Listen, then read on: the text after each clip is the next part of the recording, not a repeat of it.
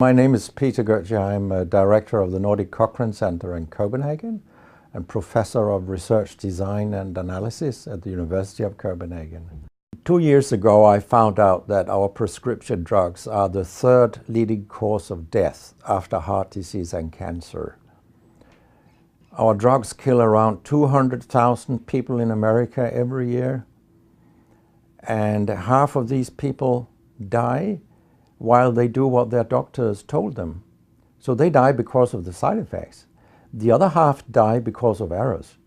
And it's often the doctors that make the errors, because any drug may come with 20, 30 or 40 warnings, contraindications, precautions, and so on. No doctor in the world knows about all this. So they give patients drugs that they should not have given them, that interact dangerously with other drugs or food items or so on. And then the patients die. That's the other half.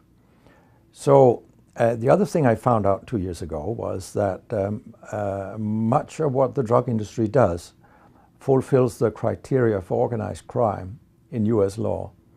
And they behave in many ways like the mafia does. They corrupt everyone they can corrupt. They have bought every type of person, even including ministers of health in some countries. So there is a huge amount of corruption. In my country, for example, Denmark, we are regarded as having very little corruption. But yet we have thousands of doctors on industry payroll, although we are just 20,000 doctors.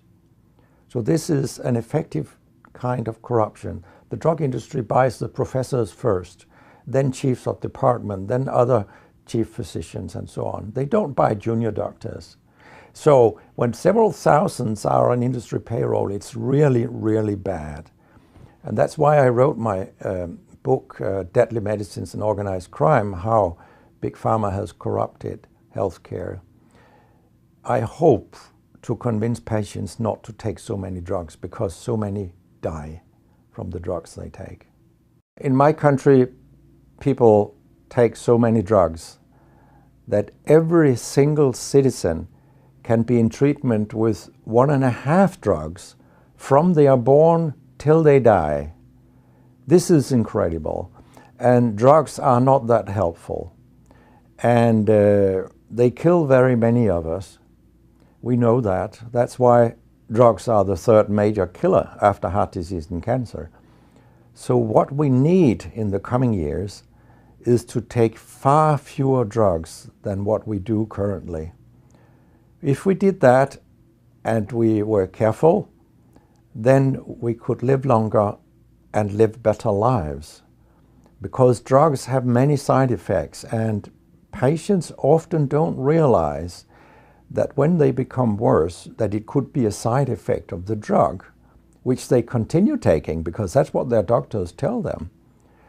So when I was a specialist in internal medicine, what I very often did was that I stopped a lot of drugs, particularly in elderly people, and it's quite revealing to see a bedridden elderly person come into your ward, and when you stop the drugs, I mean, that person becomes many years younger.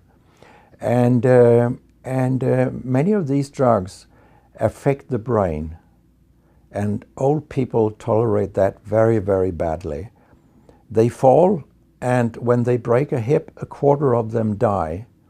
And for example, antidepressant drugs are used in more than 10% of our elderly. And they seem to kill 3% of them every year. I mean, if 100 old people take an antidepressant for 1 year, 3% of them will die because they fall and break their hip. This is a huge death rate. So a lot of other drugs than antidepressants also make people fall and kill them. And they may affect your cognition, your memory, and all these things. And then they interact in ways that we know almost nothing about. Very many elderly, they take more than 5 drugs a day, and we actually don't know how these drugs interact with each other. What we do know is that all drugs have many effects in the body, and some of them interact also in their metabolism. so that you can get a too high concentration of a drug if you take other drugs simultaneously. So we make a lot of harms that we don't even recognize. I have a pretty colorful collection of things people have called me during all these years. And sometimes journalists have asked me, why do you always look up controversy? And my reply is, I don't. Controversy looks me up, because it's not popular to tell the truth in healthcare. You will get a lot of enemies, because a lot of people make money on false premises, doctors and industry alike. And our drug regulators and our politicians, they are on board on this wagon. So very few people are independent of money in healthcare.